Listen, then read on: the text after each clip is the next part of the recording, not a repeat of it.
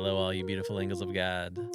This is the Spivey vibe, where we speak of all things spiritual. and not so spiritual. Well, it's Bailey's birthday. Happy birthday, Bailey. Thank you. And today we're going to do a special episode All right. for a special woman. Ooh. So I'm going to ask you some questions. All right. I'd love that.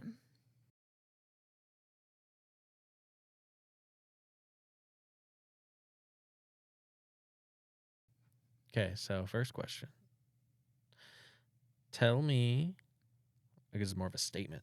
Tell me about your spiritual walk, how you got to where you are now. When you first became a Christian, when you first started even just thinking of life spiritually. Yeah. And yeah, tell me. Absolutely.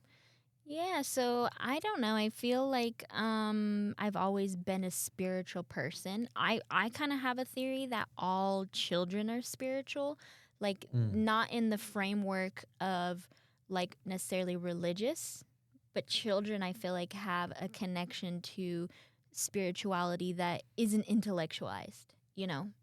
And some children are more in tune with that than others. So I feel like ever since I've been little, I've been very in tuned with my spirituality, and I've seen that like having a spiritual sense is a form of intelligence, right?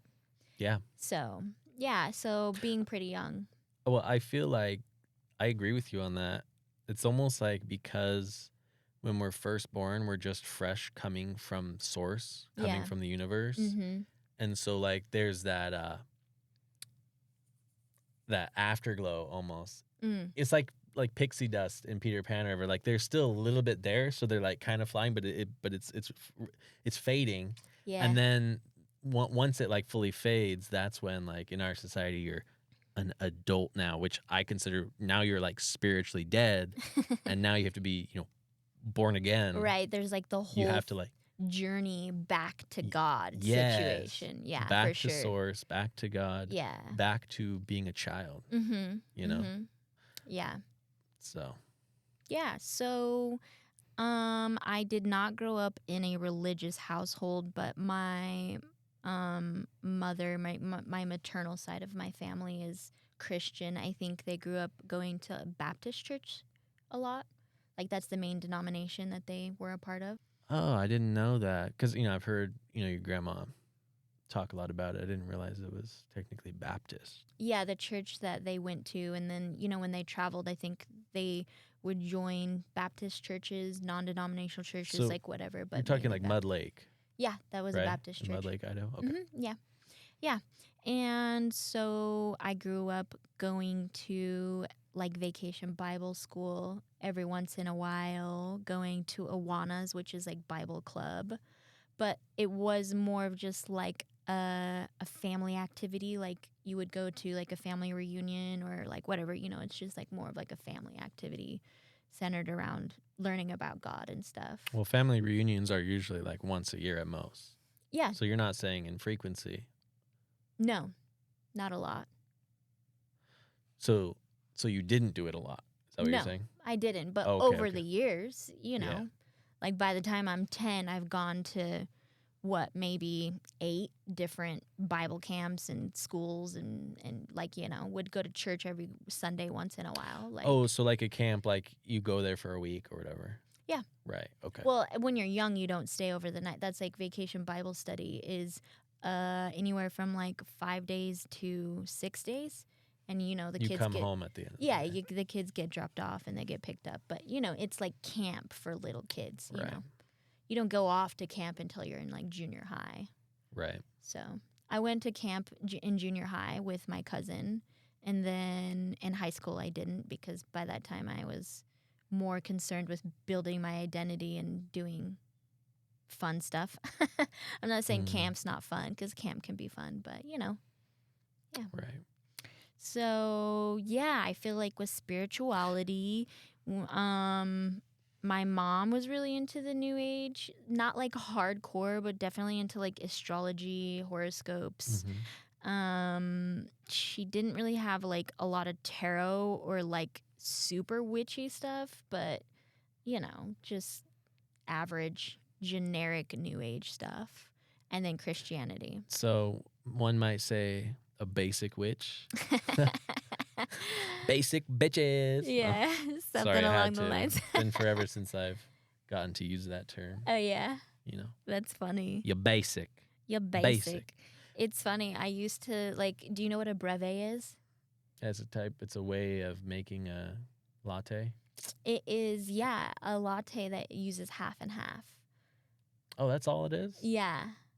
Wow. Instead of like milk or skim milk or plant milk. And so Right. like the basic ass brevet. Which is funny because it's not basic. A lot of people don't want like rich, creamy like milk. They want like the skim milk, and I'm like, nah, give me the richness. Yeah. I like the Like full fat. thick. Yeah, I like it thick. Give me 1 second. Hold on. Are you trying to? Yeah, it's like I can feel that shit trying to like just in my face. It's like, yeah, you're not used to having like being seen with a spotlight. yeah. So you get like freezed. Yeah. Mm-hmm. Yeah. Can you imagine being on a giant ass stage doing that? I don't have to imagine. I've done it. Yeah, you're just like blinded by the light. It is crazy. You can't see shit. You can feel everybody in there. And then like my legs were jello, and it's just like it's wild. It's wild. I mean, but sort of the feeling from like you've spoken. Yeah. Public speaking for sure. I wasn't speaking. I was playing music. Thank God. I probably wouldn't have been able to speak especially at that time. Yeah. Yeah. Yeah. So back to you were just talking about your mom kind of. Yeah, so being into new age stuff. Yeah, so that was kind of like my spiritual blueprint, so to speak. Mm-hmm. And so in high school, I started getting into The Secret and the Law of Attraction, but not like heavily. I don't know, I'm just like not really a dogmatic person, and I think that's because like my mom's not really a dogmatic person and my stepdad's not really a spiritual person. So like for me, it was always like very loose pursuing and exciting. It wasn't like, oh, this is what I believe. This is like my new thing that's going to like transform me. It was more of like I felt like I had the freedom to explore that dimension of existence and being and all of that, I'm trying to think. And then like, yeah, YouTube with all the crazy conspiracy stuff. Like, I don't know. You know how YouTube is. So I don't know. Like I always listen to certain people, but like I'm like, that seems a little bit outlandish. But like I don't feel like I was as dedicated as you to a lot of conspiracy stuff. But after I became a Christian, I was like really intrigued by like the Black Hebrew Roots movement or the Hebrew Roots movement.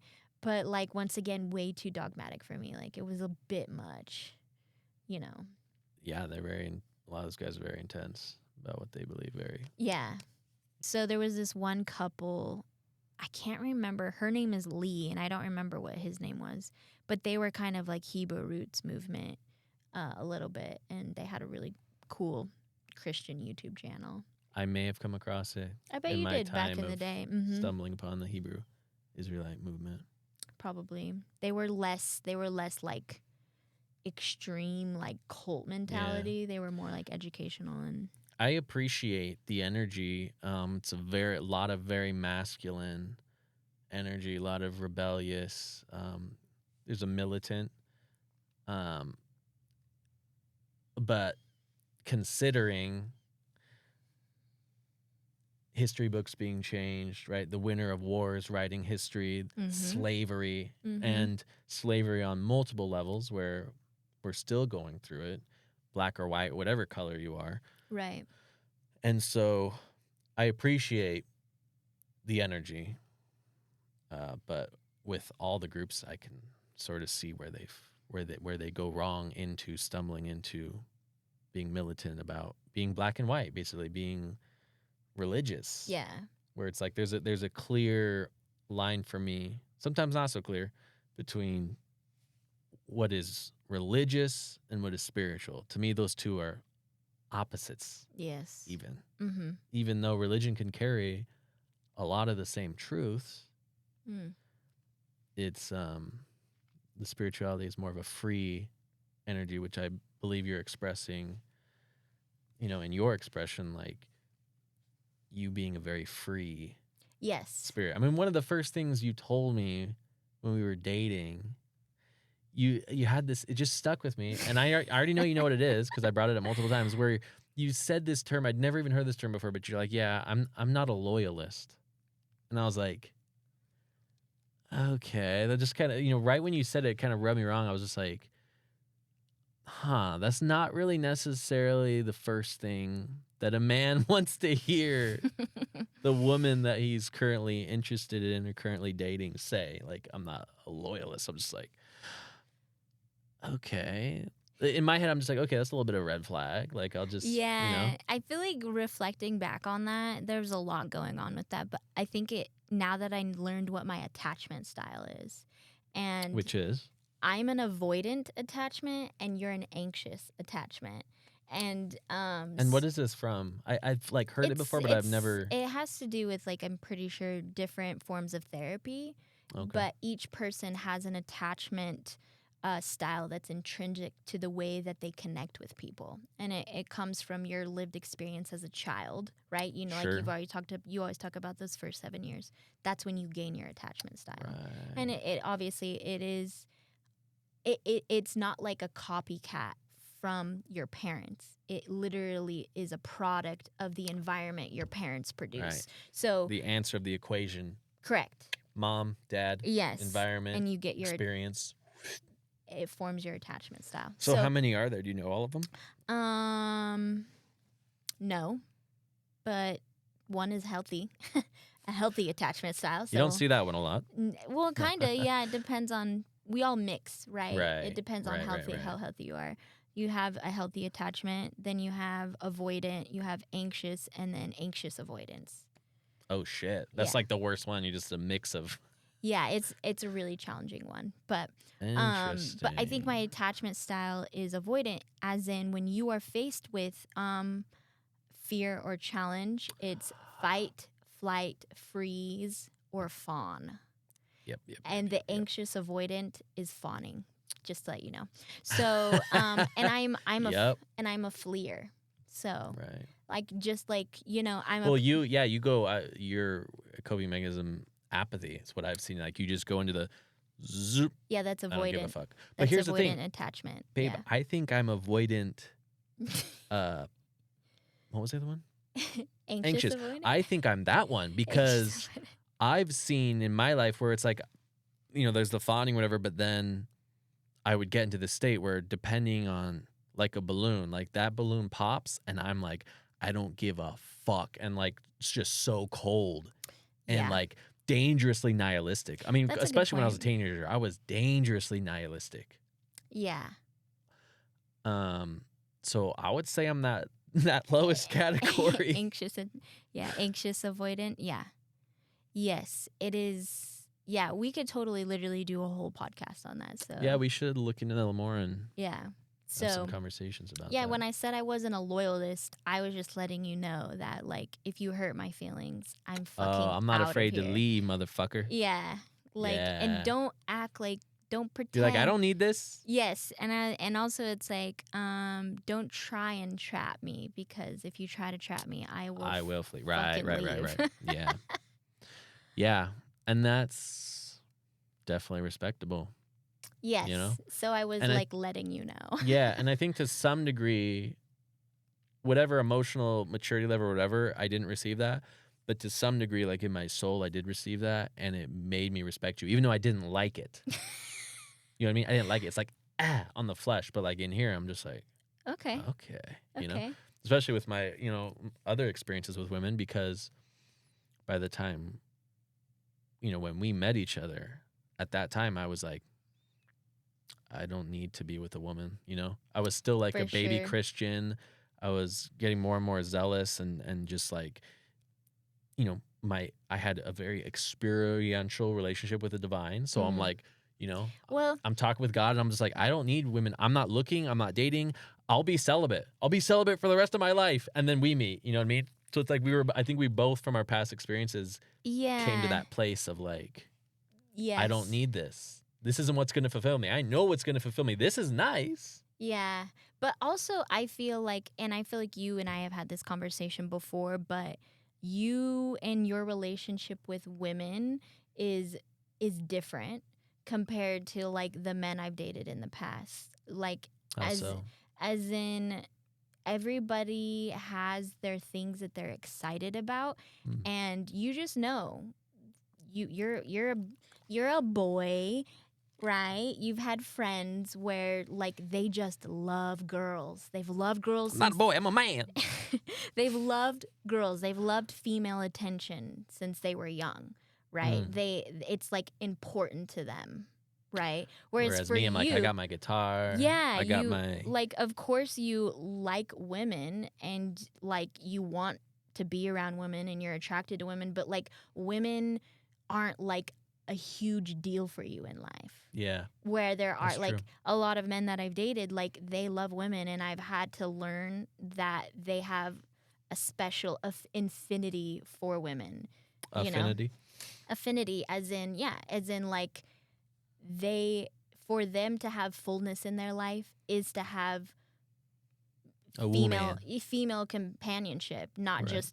not just a girlfriend or a wife, Right. right? Whereas for you, like that's not really a thing for you. Like it's like Yeah, I always had my passions, and if it wasn't that, it was like my addictions. But like I like dove into guitar when other people were like chasing after girls. yeah, I just spent like 8+ hours just playing, and I had like I've always had this fire for like I have a destiny and a purpose, and like I'm just gonna yeah, put everything into this, invest it all into this because I know it's gonna pay out yeah, later. And so, kind of women would more just like come to me.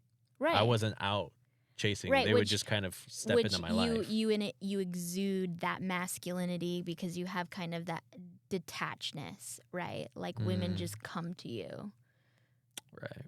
You're not like really out there for the sport of getting a girl.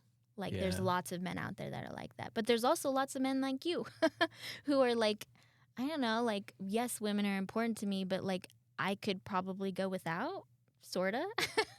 Right. You know what I mean? Yeah. So, Of course, that's different now. well, yeah. Yeah. Like, there's especially in the last few seasons and the last dark night of the soul that I've gone through, dude. If it wasn't for you, Yes. if you weren't with me, if you weren't my companion, I don't even want to know like Yeah. how that would have turned out. So For sure. truly appreciate it. My pleasure. So I think we can use that to drive ourselves back to to your spiritual walk. Yeah. So, how do I guess my whole thing, and I like literally need to like dig into my memory bank a little bit, but essentially I was dating this guy and he just was fucking with my emotions, and I was like pretty unhappy, and I was like, all right, like some shit has to change in my life cuz I'm unhappy. This is high school still? No, this is college. Okay. Yeah, and I just had like a deep spiritual moment where I was like, I know that something bigger has to change in my life. Like, not just me, like, changing my hair, getting a new job, getting new friends, whatever. Like, I'm like something bigger. And it's definitely like I need a spiritual change. And that's how, like, I encountered Jesus. I just felt really dark. I felt haunted, and I Mm, called out in the name of Jesus, and shit happened.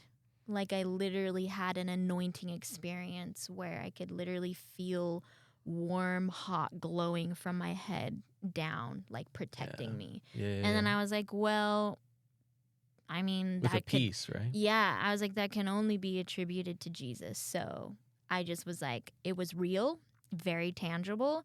So I'm going to stick with this. I'm going to explore this. I'm going to see what it's all about. And I'm very lucky to have support in my choice of living my life for Jesus, because I had, that example of the people in my life, like my grandparents and my aunts and everything. So Mm-hmm. that was kind of that journey of just like learning the Bible and growing in my relationship with God. And God hooked you up.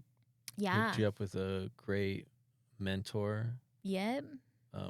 elder woman. I'm not trying to say elderly, but someone older than you. Yes. That is an elder, right? That's That's the an elder. definition of an Yeah. elder. Okay. Mm-hmm.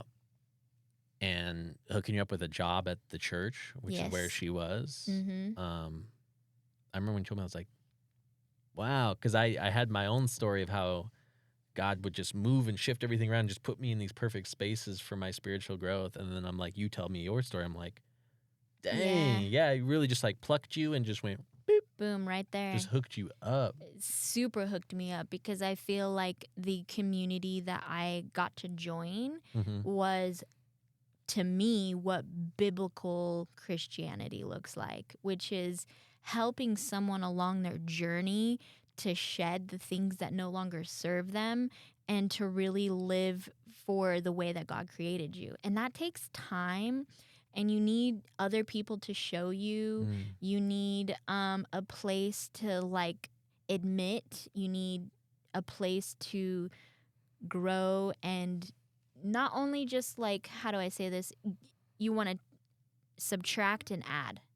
Subtract all the things that are not good for you, not working for you, barriers to your greatest potential, and you want to add all those spiritual elements of how you can connect with God through prayer, through worshiping, through meditating, through studying the word of God, through being around other people, listening, being, you know what I mean? Just like the teaching and all of that, And I think I want to say this because, you say this phrase like connecting with God, and I just know. I was going to say I think, but I know that a lot of people are disconnected from that when you say that statement, because they have an idea of you connecting with God is something intangible,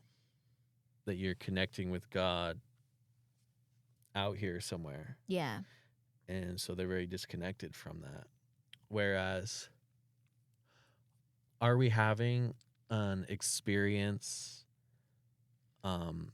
that is hard to put in words, that is something outside of just what I can explain and outside of my five senses? Yes, you just described one, right? Of that peace washing over you, just being filled with light. But, when you and I talk about connecting with God isn't happening outside of deeply connecting with ourself, in our own body, and with others, in community. Because there's even some, circles, a lot of like charismatic Christian circles, where it's like, oh yeah, I'm connecting with God, and God is like my own idea about God somewhere out in space, and you just have to take me on my word that, oh yeah, I'm totally connecting with God all the time. And that has nothing to do with me having a healthy relationship with my body, myself, and you, others. I can maintain a surface. This is what I've seen in a lot of Christianity. I can maintain a surface level relationship with you, with everyone here, with my own self. I can neglect my body, all these things, but I've got a relationship with Jesus out on Saturn somewhere. Yeah. And it's like, that's not what we're talking about when we say connecting with God. Yeah. Yeah. And as you're saying that, I'm thinking about this concept of God, the creator, and we are creation. And you get to know the creator through engaging with creation, aka yourself and others, in a way that you cannot deny God's craftsmanship. Ooh, You know it's what like I good mean? art. It's like good music. Yes. And so, sure, you're engaging in God outside mindedness as you're learning theology, a way of articulating and materialize the characteristics of God. Like, oh, God is creator. God is Father, God is Spirit, God is etc. All the names, all the ways that, Mother. yes, all the ways that the Bible demonstrates what it looks like to encounter, interact with God, right? So you're doing that stuff. But like I said, the community I joined, I got to experience God on that true connection level because I was in a community that not only was focusing on, joining a, how do I say this? A cult? No, joining a surface level community where you come once a week to get head knowledge. Right. I did not join a community like that. I joined a community where it was like we're all allowed to not be our best. Yeah, it's okay to not be okay. Yes, it's okay to not be okay, and we're going to walk alongside you, help you connect with the things that will bring you to wholeness. Which is going through your shit, your garbage, Yeah. your darkness. Right. Being able to bring that to the table Yes. with others. Mm-hmm. So the years that I did that, when I engaged in the surface level aspect of our teaching, right?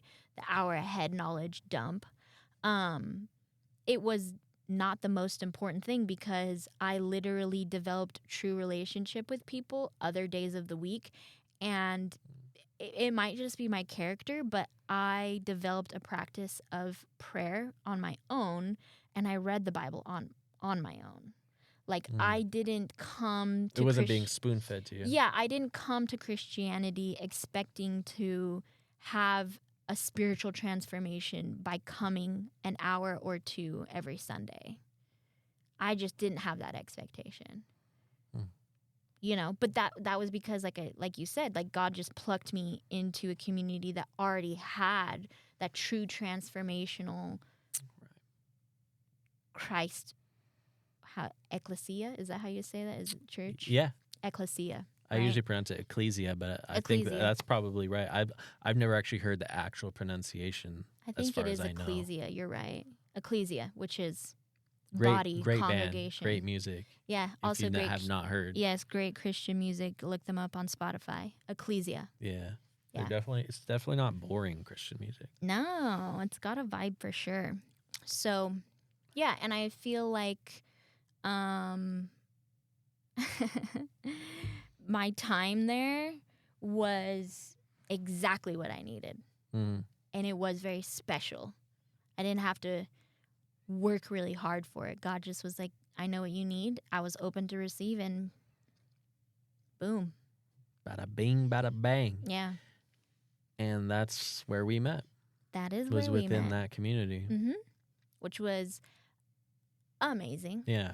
And so within that community, like, it was a church, but they had their stuff on Sunday or whatever, but then they had stuff throughout the week, which was, The ministry the I was a part recovery. of. Yeah. Yep. Mm-hmm. Which has to do with recovery, using the 12 steps connected to the 8 principles of the Sermon on the Mount. Yep. Celebrate recovery. I think we brought it up last time or whatever. Mm-hmm. Yeah, I just wanted to say that it's like it's a specific system within the church. It wasn't the whole church itself. It was a group, a community, a family of people who were healing together, who were Yes. coming together, and the stuff that you go into, it's like in any group therapy, if you actually put your foot forward into it, you're going to share the shittiest parts about you, all your shame with people, and they're going to accept you, and you're going to, that bond, it's tight. You know what I mean? Yeah. Like, I feel like another interesting thing is that you and I are very similar. That's why we're together, and we just think this is similar ways. And like we've talked about how we perceive what it means to be there for others, right? What it means to be a part of a community, as in what you're giving to people and what you're receiving. And like certain communities just don't work with certain characters, certain personalities, right? Because they've been socialized in a way where it's like, oh, you're not supposed to ask me those deeper things. You don't have permission to access that piece of me, you know? Whereas like you and I, like you talked about, I think in the the last episode or one of the episodes that you're like, oh, that was weird. Like it took me a while to share, right? But like you knew that that's kind of where you want to be, and naturally where you're down to be is open, right? Open to receive people, open to give.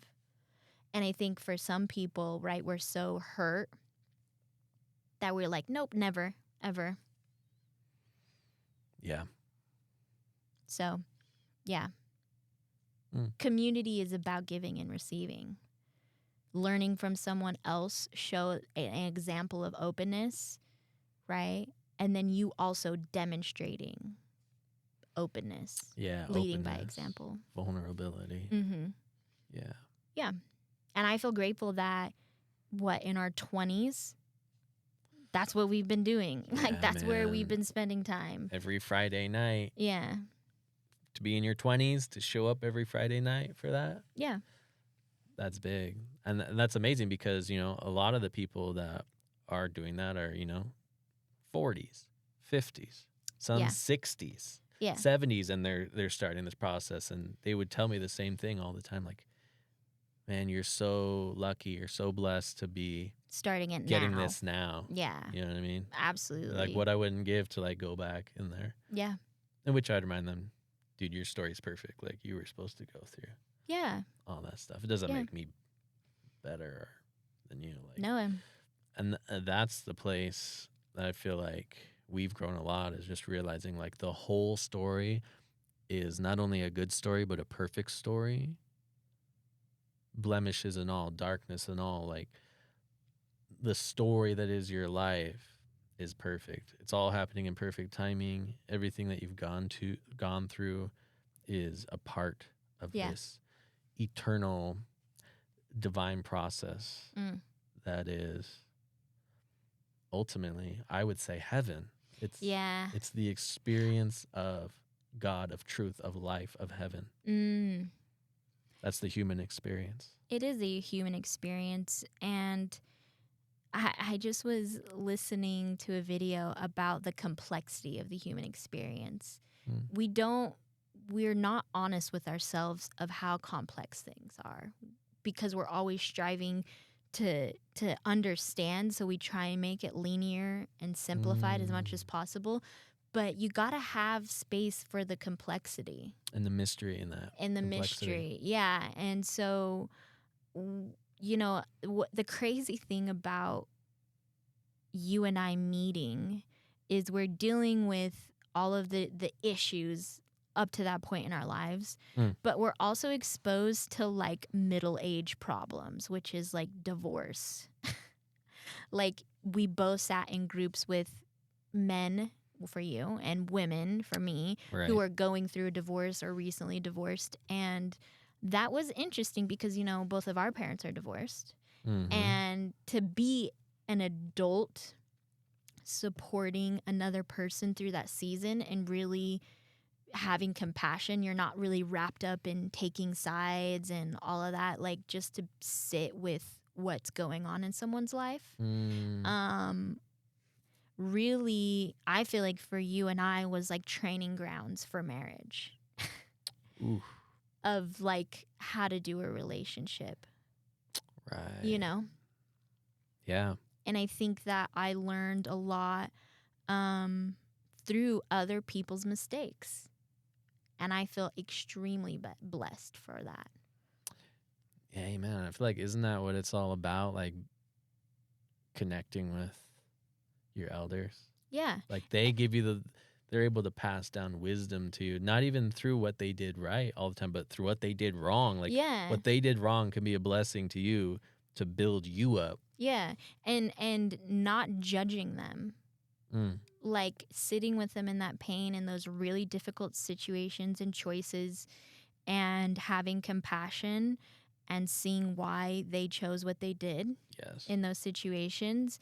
And also it's like for me, like not like resisting it, like, oh, I'll never be like them, or oh, I'm never gonna get divorced. Like I didn't come from it like that. No, Right. I just was like, wow, like this is difficult, it's challenging, and it takes a lot of energy and time to invest in keeping a marriage alive long term. Mm. Like you don't set it and leave it.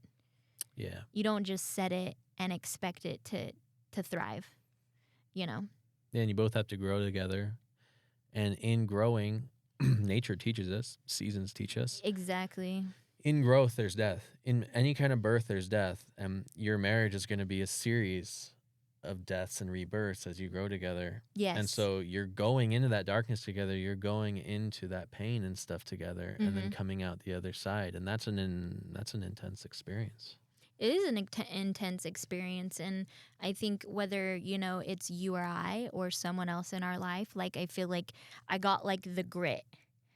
I got like the wherewithal to live life, because life is not always going to be the fairy tale story. And guess what? Fairy tale stories are kind of boring. Like, Yeah. you know what I mean? Well- Having the complexity of the struggle makes a good story. You mean like a fairy tale ending, right? Yeah, That's what you're talking about. Because I was going to say a lot of fairy tale tales, man, They're good dark. stories. Yeah, they got a lot of darkness, but that's the point Right. you're making really is like This is without the villain, without the struggle, without the problem, like it ain't even a good story, dude. The angelic realm's not gonna want to watch that. Yeah. Yeah. The aliens. Right. So you said that, or you brought up. You said I didn't judge them.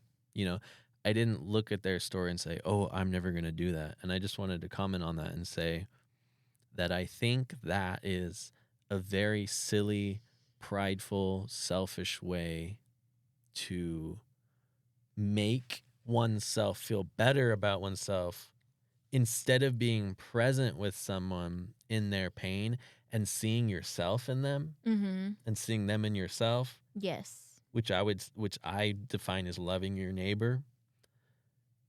You take that opportunity to be like, oh, well, I'm better than them. I wouldn't have chose to do that in that situation, which is actually complete bullshit. You have to come to a place where you realize we're all the same. We're all mirroring back to each other, right? We're all in the human experience. And guess what? When you're a human being, you come in here, you're a blank slate. And I've brought this up many times in this last few weeks throughout our conversations about the girl who is on the floor barking like a dog, acting like a dog. And it's like, how could this happen? Well, her parents were alcoholics. They neglected her. And she was like basically living with these dogs. And she became a dog. Now, what does this prove? It proves that a child is a blank slate. So whatever you program into that child is what's going to come out. Because I've seen plenty of parents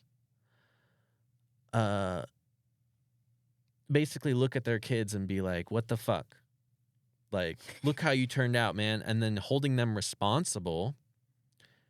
And it's like, I'm holding you responsible because I know for a fact that child was a blank slate when they came into this world. And I know for a fact the power of words, and that whatever words were spoken over them are the programs that they received, and that those programs are programmed in mainly the first 7 years of their life, and that unless they are giving true wisdom, understanding, and knowledge and gnosis about the inner workings of their body and how their programs work, then they haven't done much to change those programs.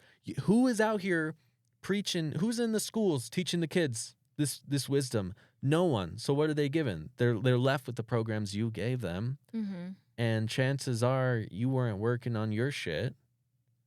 And so, anyway, I'm sorry. We're getting a little, like I said, I've seen a lot of people kind of continually curse their children, and it's like, and they'll say, you're like, oh, well, they need to take responsibility, right? My child needs to know responsibility. Well, then how about you model that for them by taking full responsibility of where your child's at? Yeah. Because that is what true leadership does. That is extreme ownership. Yeah. as Jocko calls it. Love Jocko Willink. And Great guess stuff. what? Yeah, great. And to be an actual parent is to be a leader. And you were just listening to a podcast, or I think it might be a TED Talks or something, where the guy, he's basically talking to business owners and executive CEOs, and he says, I'm telling you, it's a bottleneck problem. I'm telling you, It's you're you. the problem. It's your leadership. And so all the stuff that you're seeing on the bottom that's annoying the fuck out of you, it's actually reflecting back to you, which again, this is the mirror principle, where whatever you're seeing from others is actually reflecting back to you something you need to change. And that's taking full responsibility. That's taking responsibility of my sonship as a child of God, aka little creator. Yeah. But yeah, so I was just saying that basically, like, it's a cheap shot. It's a cheap high to make yourself feel better. It's like taking a drug to where it's like, oh, I wouldn't have done that. But actually, you would. You would have made the same exact decision had you been that same person, been in that human vessel, had their experiences there, yada, yada, yada. And this is what I tell people who are struggling with unforgiveness for their parents, because myself, I had to come to a place where I was able to realize and admit that if I was in my dad's shoes, I would have done the same things. Yeah. And let's even just say that that's not fully 100% right, whatever, because you could sit here and try to argue with me about it. Me coming to that, to at least the possibility of that, accepting that, was torrential for my healing. I think I'm using that word right. Usually, I think maybe torrential usually has a negative connotation on it. It was exponential. There you go. For my growth in my own forgiveness, because to forgive my father is to forgive myself. And to forgive myself is to forgive God, and is to accept life on life's terms, and therefore just actually be happy. Because that's all I'm trying to do at the end of the day. I don't care. There's religion. There's all this other shit. Show me the people who are actually happy, not faking it. I want to hang around them. I want to soak in what they're having. And as I become actually happy, I want to share that with others. And at the end of the day, that I think is what actual, like, spirituality is. Because it's all spiritual. Yeah. Everything starts from the spiritual. The earth is a shadow of heaven. It's all being projected outward. But so when we talk about spirituality, I think it's just actually being happy, like actually having enough understanding of what's going on here, to maneuver through it in a way where you're able to enjoy it and bring joy to others. Yeah. Well, as you're talking about this whole concept of happiness, two things. Number one, when it comes to the healing journey and hitting on your comment about responsibility, it's all about sorting through, like, the pile principle, right? Sorting through what is yours to own, owning it, and then there's another pile which is not yours to own that you've clung to owning. It's like, no, that's not yours to own. And you're like, no, this is mine to own. And you're like, no, actually, that is not yours to own. You got to release it so you have space to actually go over here and pick up what you actually need to own. Right? So I feel like that's a lot of what the healing journey is like having the discernment from God to understand what you need to release and what you need to pick up. Right? And so what you were talking about with this whole thing of like the dynamic of blaming someone else. Oh, what's wrong with them? Blah, blah, blah. Like, I feel offended. I feel hurt that someone in my life is such a fucking disaster. Okay. Let's look into that. Yeah. What's up with that? So what part of you are they reflecting back to you? Exactly. That you hate Exactly. so much? Yeah. So I had to take ownership of a lot of situations. Luckily, you and I sort through our shit pretty regularly. So, like, you're not the bad guy in my story very often. But, in that really not great job that I had at the nonprofit, like I had to take ownership of being in a really bad job like that because it reflected a piece of myself that I thought was okay. And in fact, had the potential to really continue to fester and grow and really taint my character in a bad way. Mm. It wasn't fully there, like that characteristic of being how do I say this? Exploiting people in a way that makes you look like the good guy. I was caught up in Makes that. you the martyr. Yes. The hero, the good one. Misappropriately using my power. And I got caught up in that, and it made me realize that I had the potential to end up like that.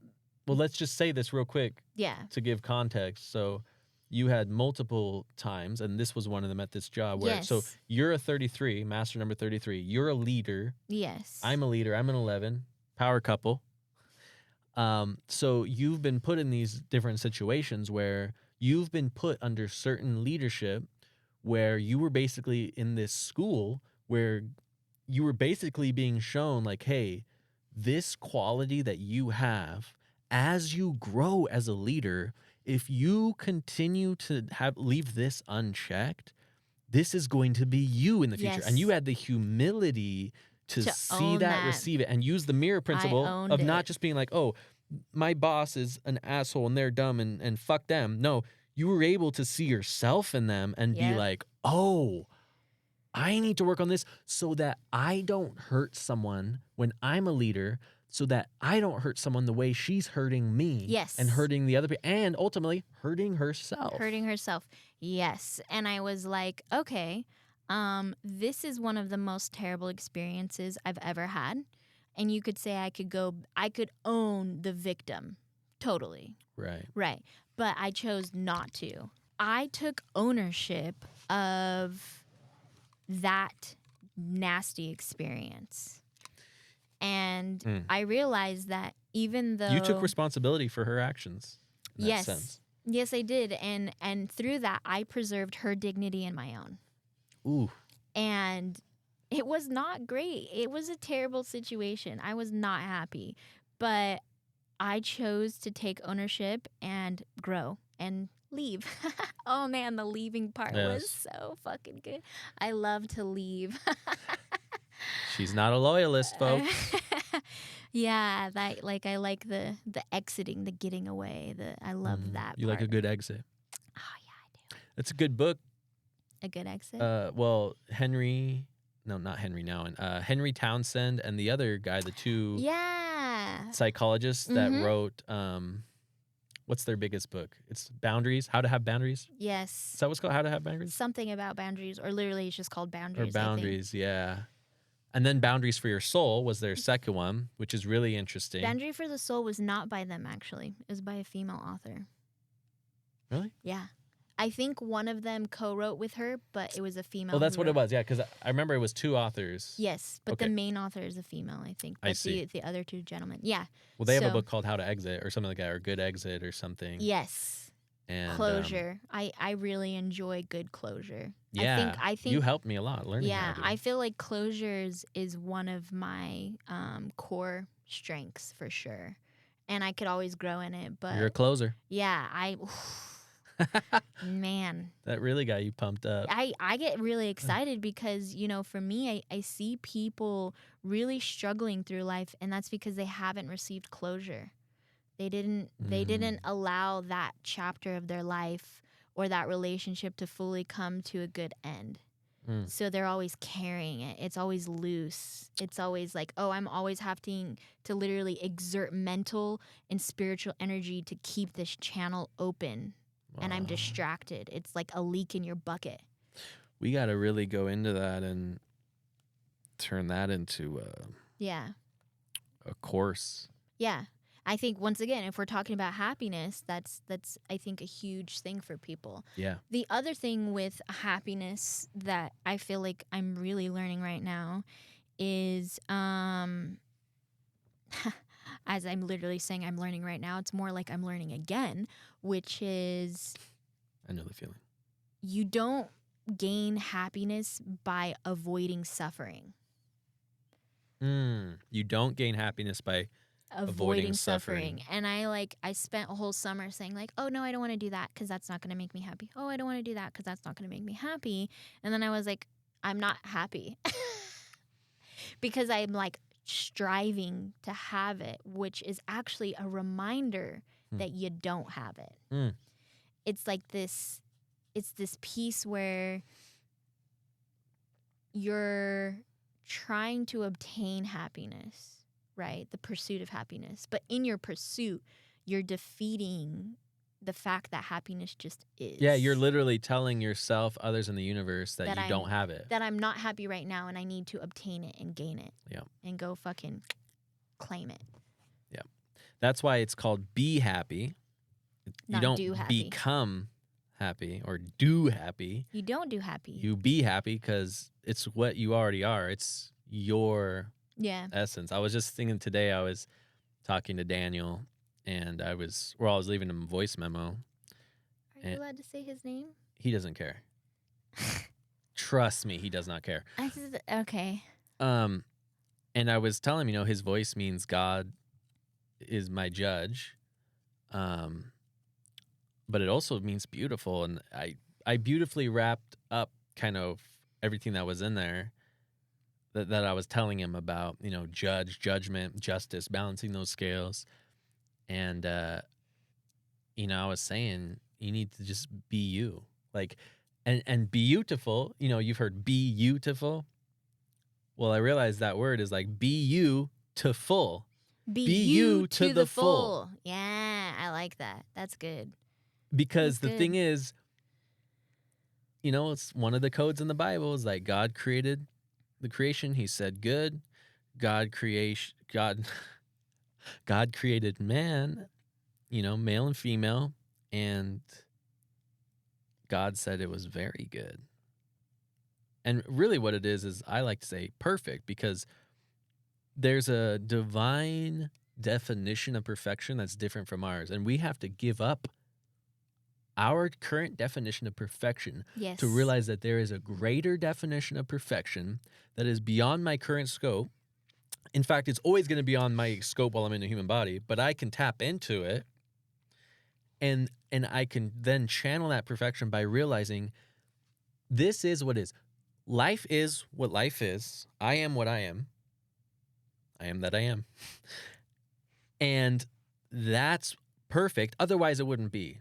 So because it's manifesting, it is the will of God. People talk about the will of God. What's the will of God? Let me pray for the will of God. Well, right. You're here now, so that's the divine will. And so that already is perfect. So I need to change I like this. I heard this the other day. I need to give up my perception and receive the perfection. Yeah, I need to give up my perception to receive perspective. So that perspective is what is. And it's going to give me a different angle on viewing all of this to realize my perfection. And so then once I realize my own perfection as a creation of God, as a child of God, if I realize that I'm perfect, then all there is left to do is to, we'll use Christian terms, obey the command that's written in the Bible. Now, what is that command written in the Bible? It's the one that a lot of us doesn't sit right with us. Didn't sit right with me. I only ever felt shame when I read this Bible verse. You care to hear it? Let's hear it. Be perfect. Be perfect. As your Father in heaven is perfect. You're like, what does that mean? They're like, oh, great, you've given me an impossible command. How can I be perfect like God? I'm not God. Uh-oh. Be still and know that I am God. So once you've seen the Son, you've seen the Father. That's what Jesus says. Who's the Son? You're the Son. The Son is what's being manifested from the Father. The Father is in heaven, so that's within. Earth is without. On earth as it is in heaven, without as it is within, Mm. as above, so below, as within, so without. So the Father in heaven is perfect. You have That's source, that's God. you have access to that. You have access to that. As the Son, so the Son is what's birthed out from the Father, from heaven, from within, and that's what's showing up in 3D physical reality. And it's saying, be perfect, son of God, child of God, daughter of God. Be perfect as, now you can, here's the thing about the Bible. All these times it was like as, for, in. A lot of times these, I think they're called suffixes, can be interchangeable. So basically it's be perfect because your Father in heaven is perfect. Mm-hmm. As your Father, for your Father in heaven is perfect. And notice, it doesn't say become perfect. See, I always read it that way. Become perfect. Well, I Right. give up then. that ain't happening. Right. No, it says be perfect. So it's only telling you this. It's a being, not a doing. It's a being, not a doing. And it's just telling you something that you are. Yeah. Which is why you have to be still and rest it and just accept it. And accept That's that. why, again, in the Bible, it says, how do you be saved? How do you be saved? There's one word. Be saved. Belief. Yeah. Yeah. Oh, yeah, you're right. Be saved. I love what you're saying here, because when I'm journaling, I underline being and doing so that I realize which one I'm focusing on. Ooh. And like when you're doing your personal journaling, when you're writing? Yes. And a lot of the times what I run into is that in my mind, I'm trying to obtain a state of being. And that's not how that works. You're not supposed to be doing to obtain a state of being. A state of being is a state of not striving towards. It just is. So you have to tap into the what is, right? The already. And that's exactly what you're saying is that in order to experience being perfect, like God is perfect, it's not a doingness. It's just a stumbling upon, being open to receive that you are, that it is. Yeah, just being open, being willing to receive that might be true. That you are perfect. That changes everything. Yeah. That's bringing me back to what I was saying, like with my dad, with just being open to the possibility that if I were in his shoes, I would have made the same decisions. That was all I needed for those floodgates, just that little opening, that door. I am the door for the floodgates to come bursting through, to change my whole perception and therefore experience happiness, regardless of whatever kind of pains, whatever kind of things that happen, still having that happiness. I think that's what we're talking about. It's true happiness because, and this is why the word joy gets used here, because happiness is what happen. It's what happens. It's circumstantial. It's temporary. You can't spell happiness without the word happens. So it's about what happens, which is why, joy is usually a word that's used more often here, because joy is something that, regardless, you could be going through the worst shit right now and you are still actually happy. Right. Grateful, experiencing the perfection of it all. And when it comes to happiness, it's usually is like, why is this happening to me? Why is this bad thing happening to me? Why is this good thing happening to me? Whereas joy is from a place of being, right? It comes from the place of source, of what already is.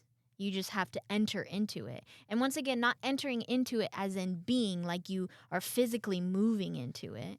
Now, it may feel like that, but it's more like you are the one who is stable, and it enters into you. Not Mm. you entering into it. It enters into you. Ooh. You are yeah. the more powerful source that the thing is drawn to. Mm. It comes to you.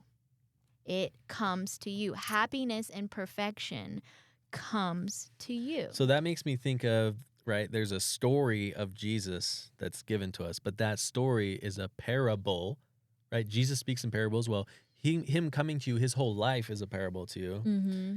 And on a number of levels, which I'm really excited to get into and build out different stuff on that, like whole Christ oil and stuff. But anyway, so he's this parable, right? So the story of Jesus, so he says, behold, I'm at the door of your heart and I'm knocking, waiting for you to let me in so I can share a meal with you.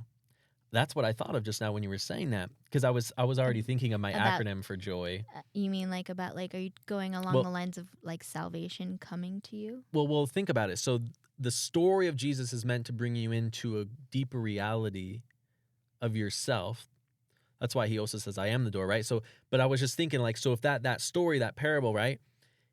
It's this idea that's trying to get inside. So you just said, you are, right? You are the Son. You are this perfection that is currently not experiencing that because you have a certain belief system that's limiting you from experiencing more of the perfection of reality of creation, of what God has created and is. And so that story, Jesus, he's ministering to you because he's coming to you. It's not somewhere you have to get or to do to go. No, he's already here knocking at this idea, this new belief system, right? Believe on Jesus, believe in the story of Jesus, and that story of Jesus is going to bring you deeper and deeper and deeper into deeper realities. Don't believe me, just read Hebrews 6:12. Might be Hebrews 6:1, where it says, let us move on from the basic teachings about Christ. And then it goes through and tells you all the basic stuff, which is basically, it goes on to name every single thing that all the churches are doing right now, which shows you they're all just in the basicness of it. They're at the door and they're like, oh, this is an amazing door. They haven't even walked through it yet. So It's a red door. Yeah. It's a yellow door. It's a door with great trim. yeah, and that door is in your heart and it's waiting to be opened. So that belief system, that new belief system, is waiting to enter into you. And then as you receive that belief system, that's why he says, I'm waiting to sup with you, to dine, to have food with you, because Sup. the food represents thoughts. Food represents thoughts because, Jesus says, man shall not live by bread alone, but by every word that comes from the mouth of God, which is basically thoughts you're receiving thoughts. Mm. And so if it's coming from the mouth of God, that means it's fucking true. Yeah. So to be able to receive a true thought about, my acronym for joy, Jesus, others, you. So to be able to receive a true thought about God, yourself, and others enables you to experience more of the perfection that you already are because God created you. Correct. Correcto mundo. God doesn't create trash. No, he does not. Life is not trash. You are not broken. No. That's a lie that's being just told again and again and again. And coming back to Hebrews, I'm not sure the exact address at the time, but one of the last times that we read through it together, I learned that Hebrews lays out there's a ministry of like reconciliation and a ministry of basically describing to you the perfection, your perfection, you've already been perfected. You've already been, what's that word? You already have right standing with God. You've already been reconciled. It's the ministry of reconciliation. It's the ministry of perfection. You've already been redeemed. What's that other word? It's like, justified, just as if. Righteousness, right-useness. Like, you already have that. And so in the new ministry, right, in New Testament, the New Testament, the new ministry, right, the new way, the new age is a preacher or whoever, a teacher, is going to be telling you about your perfection. Whereas the old way, the old ministry is what Hebrews calls the ministry of condemnation, because it's telling you about the exact opposite. Yep.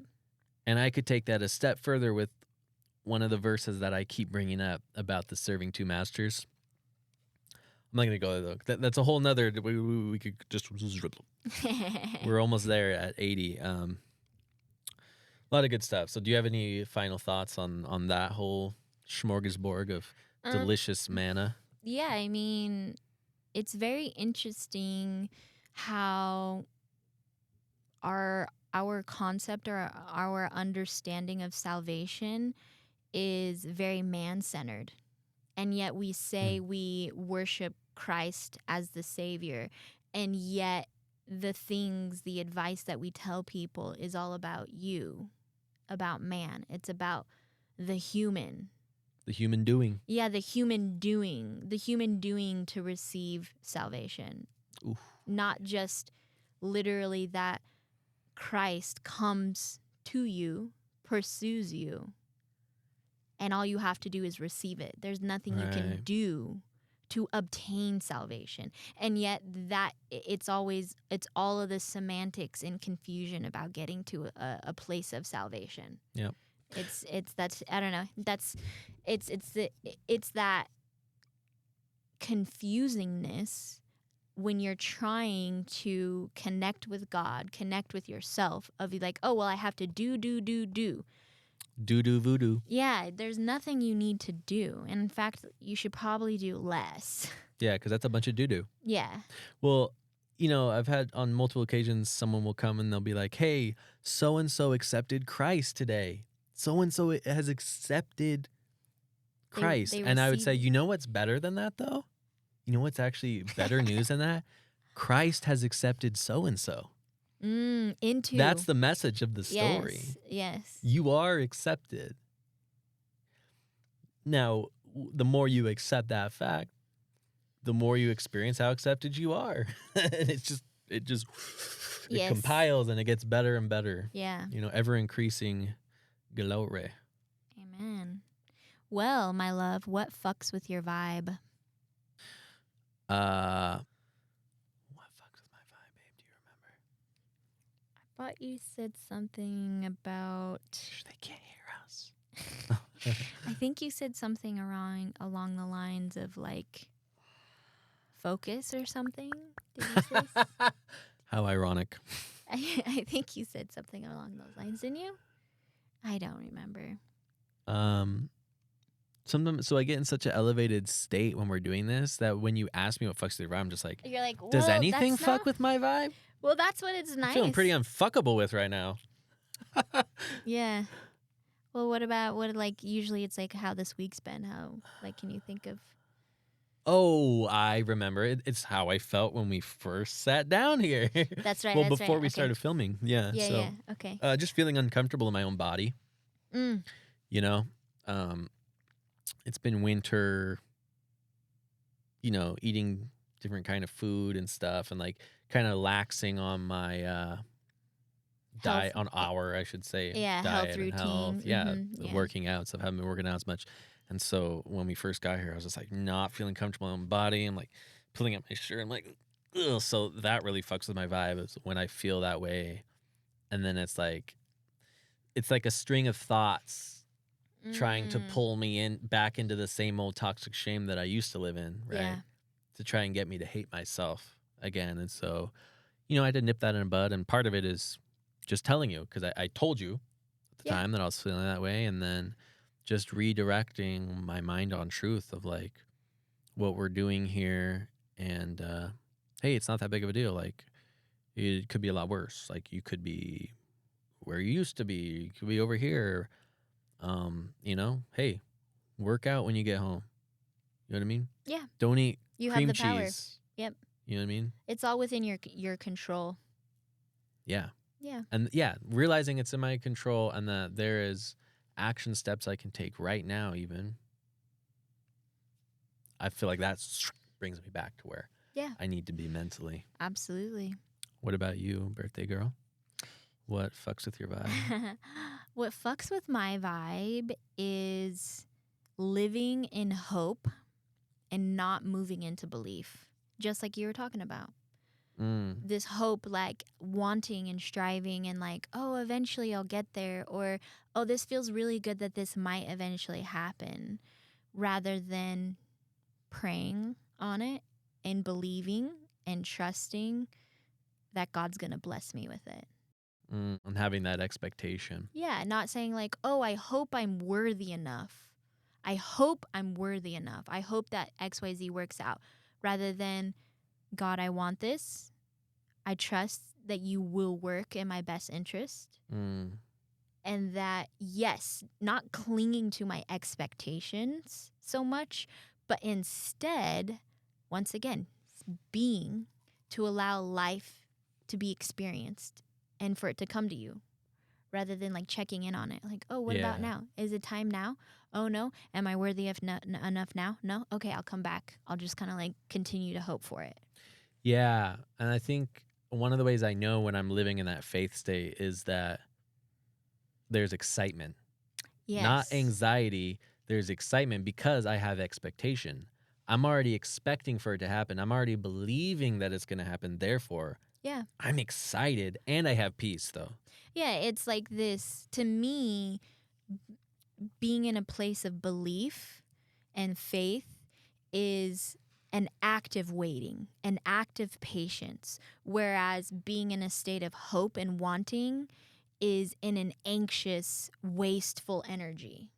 That fucks with my vibe because it's draining. It is draining. Yeah, it's straining and draining. Yeah. Oh, straining. Yeah. Oh, like straining, like strain. Yeah.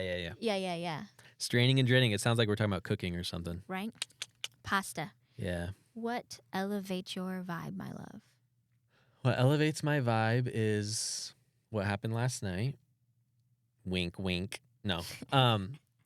In the music studio, it's one of those times where I sit down and so I haven't recorded myself in a while, right? I've Yeah. just mainly been recording other people, which is awesome, fulfilling. But part of what's cool is that when I give myself all week to other people, I'm recording their stuff, I'm mixing their stuff. Then at the end of the week, when I sit down and give myself the time, it's like all that energy that I put into others I was putting into like a bank, and it was compounding. And because I poured myself out for them, every week I actually grow in how much I'm able to invest in myself. And then the time that I do put in myself, it could be a fraction of the time I put into everyone else in the studio. But that little bit of time is so fruitful. Thank you. And so it was one of those times, and it's been a minute since I've done it. I've been working on, editing the podcast, learning, just learning all this new stuff. So it's been a lot of just very serious, like getting to work, a lot of stressing, a lot of, moving through all that stuff. So being able to sit down and just make some music, and I was able to take some old lyrics and put them on like a new song. And it was just like, bam, experiencing this thing that I wrote months and months ago and getting to re-experience, because if I'm writing lyrics, if I'm recording them, it's because they get me pumped. Like, I enjoy my own stuff. You know what I mean? Because I'm just receiving it. So to receive it again, anew like that, just gets me so excited. And I always feel so elevated when I leave a studio session like that. Like I'm on top of the world, and I'm just That's I'm good. in my purpose. I'm doing what I'm so fucking good at. Yeah. Like I don't have to try. That makes me happy. This just flows. Yeah. What about you, cutie? What elevates my vibe is water. I really enjoy water. Our favorite swim spot, right? Chilling on the paddleboard. I don't know how I feel about the ocean. Depends on how I'm feeling. But I like to be by the ocean, right? Have you swam in the ocean? Of course I've swam in the ocean. Well, you never know. Yeah, I mean, yeah, there are plenty of people who have not before, but yeah, I just really enjoy water. Like the other day when we were walking the dog and there was like the little stream, and I was like, oh, no wonder why like this is like part of like, like the sleepy sounds, like trickling water. You know, it just was so nice. So I have a lot of good memories of us on water. Also have a yeah, lot of good memories of you and I dating. We would always go on walks, and it seems that we'd always be walking by a stream, yeah, and we'd always be having just an amazing conversation by the stream, just yeah. like you walk away from the conversation just feeling so heard and Mm-hmm. like seen, because you and I would vibe so much on like that spiritual level where it's like, whoa, Yeah. you know? Water is special. Yeah. Yeah. All right, guys. If you jived with the vibe, like, comment, and subscribe. That's all, folks. Thanks.